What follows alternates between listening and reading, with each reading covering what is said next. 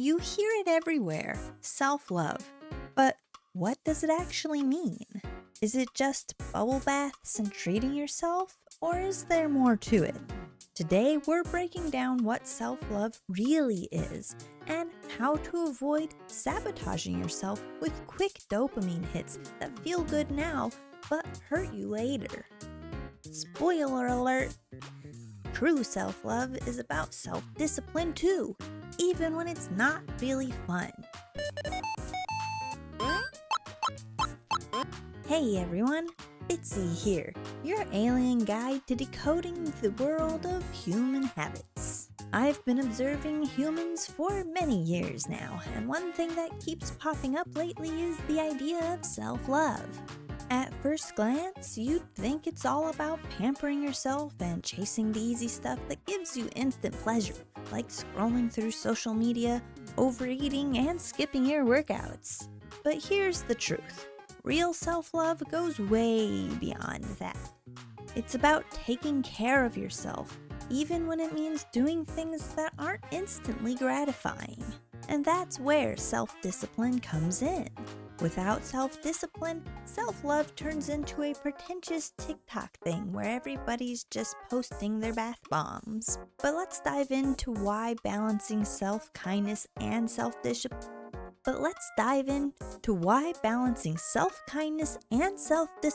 is the real secret to loving yourself without irritating those around you or sabotaging yourself along the way.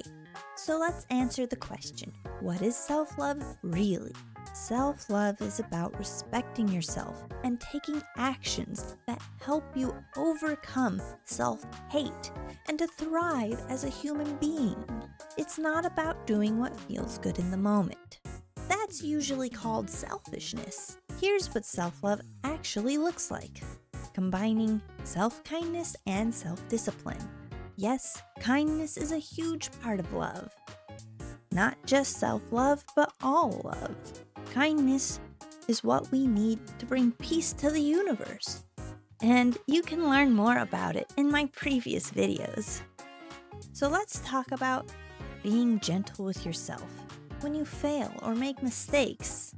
Just like you would be kind to others, you need to be kind to yourself. Imagine if you were your best friend. You wouldn't beat yourself up over dumb little things, right? You wouldn't poke and prod and call your best friend names, right?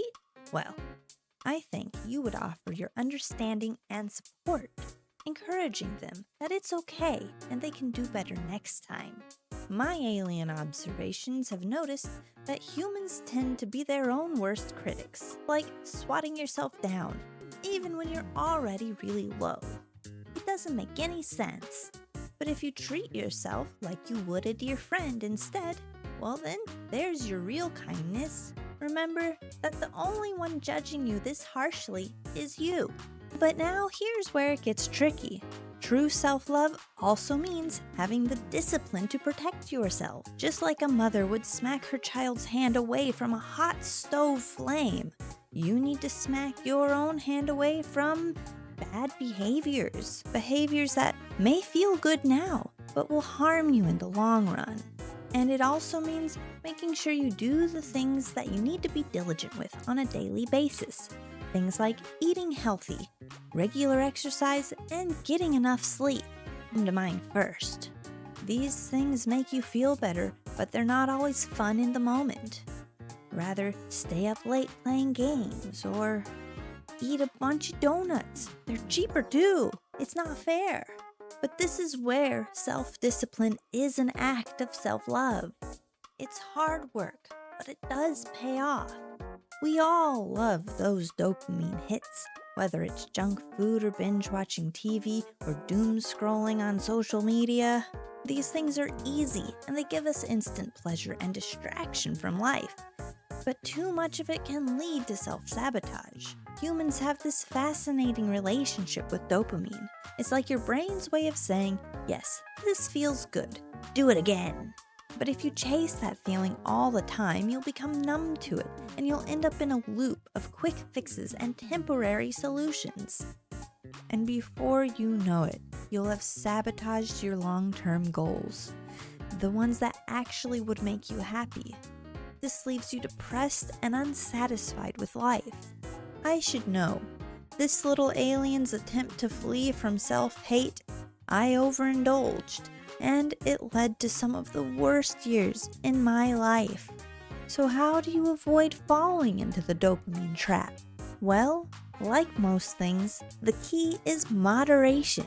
It's okay to like desserts or a Netflix binge every once in a while, but if you're doing it constantly to escape your boredom or stress, you might just be harming yourself much more than you think. Self-discipline isn't always glamorous, but it can be if you do it right. Now, this is not sponsored, but I've been using this app called Finch to keep track of my daily habits. I schedule in things that are hard, and I schedule in things that make me feel like a galactic princess. Moderation and balance. Every day I exercise, and that doesn't always give you the hit of instant pleasure, but then I balance it with something fun, like taking an hour to put on a face mask and play a video game. This way I stay healthy, and I also have better looking skin, and I get that mental deload that I actually need. But you need to monitor the time limit. I have a tendency of going overboard and not getting enough sleep because of it. So here's the deal. Self-discipline helps you avoid long-term consequences of overindulgence. Just like you wouldn't let a toddler eat cake for every meal, you can't let yourself indulge all the time either. Real self-love means facing that discomfort and organizing your life, even when it's hard. Because that's what'll keep you happy in the long run. Life has ups and downs. Things happen, and it's unexpected, and sometimes your dreams don't come true. I'm not saying this is easy, but don't run and hide, okay?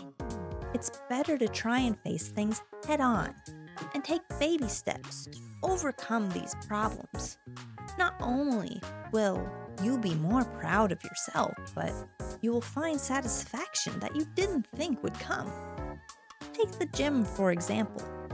Many years I was encouraged to go to the gym. I would feel better. It would help my weak immune system. Blah, blah, blah, blah, blah, right? Well, turns out it was right, because I, being a weak immune system person, thought, no, I can't go to the gym. I'm too tired. If I overexert myself, I'll just get sick. Again, and again, and again. But I didn't, and I haven't. It's been months now, and I'm feeling incredible. So it is worth putting that effort in. It is worth taking those baby steps. And for mental health too. It's hard for me to talk about still, but a lot of my dreams have crashed and burned. I battled a lot of self-hate and suicidal thoughts. Life is just hard. We all feel pain. We all go through this.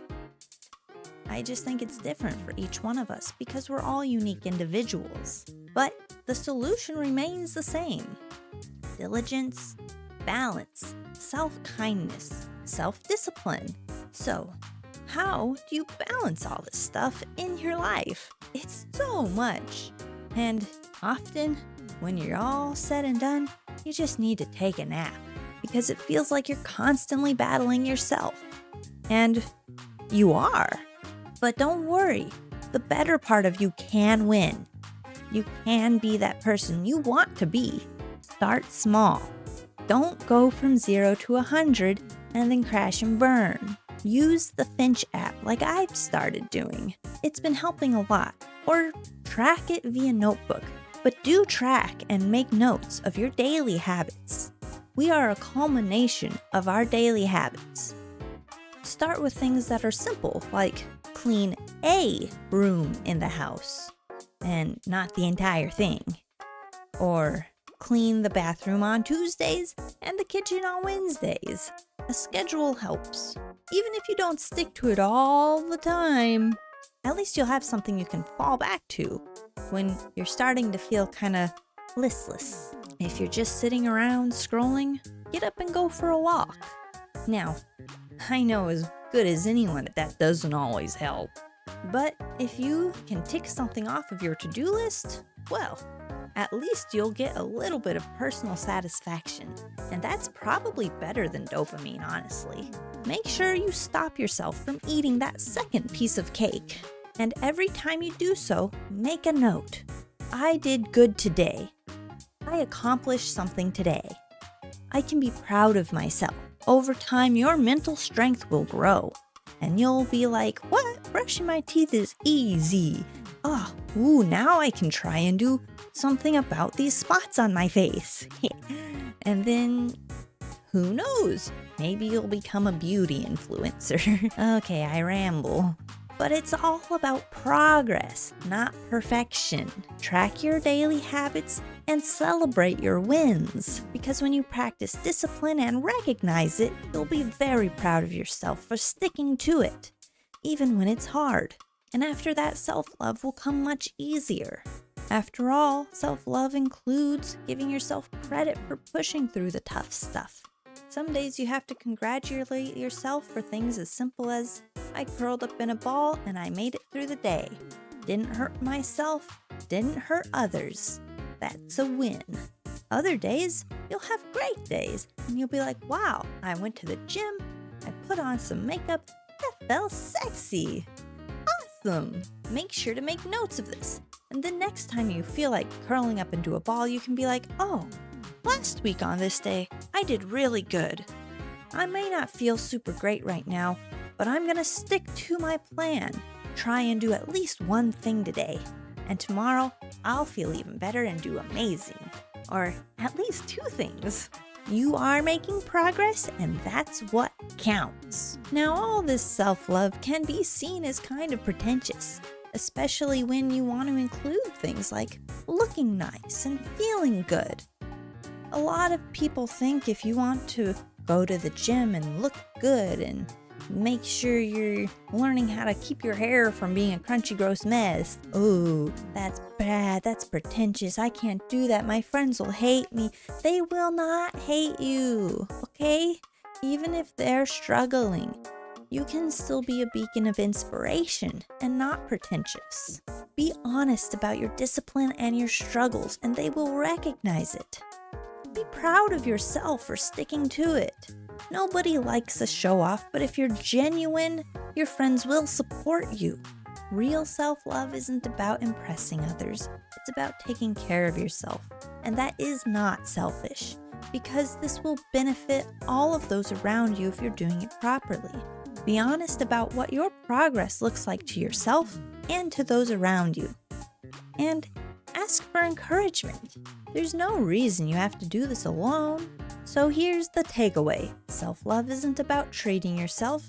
It's about long-term care and finding the balance in life, which will lead to greater enjoyment and help keep you on track to accomplish those things that you have goals for, whether they're big or little.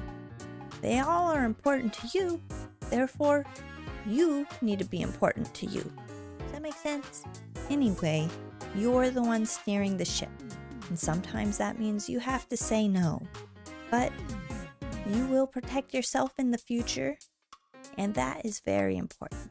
This diligence should not just be beneficial to you, it should be beneficial to all those living with you. Because when you handle stress in a healthier way, everybody benefits. Now, have you struggled with balancing self-love and self-discipline before? Have you gone too deep into self-love or too hard onto self-discipline, making yourself fall into self-hate? Well, what's your biggest challenge? Go ahead and share a small snippet. Drop a comment below. We can have camaraderie here on the mothership. We are all taking it one step at a time. And remember, no self-hate on the mothership, okay? Be kind to yourself and to others. And if you enjoyed this video, make sure you hit that like and subscribe button. It helps my self-esteem a lot.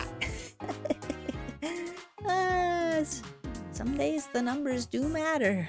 Yeah, but you can't let them get you down. Anyway, whether you sub or not, you are an important person, you are valued, and if you're aboard the mothership, then you're one of us. Stay strange out there. And I'll see you again next time you climb aboard, alright? Bitsy out. Yeah.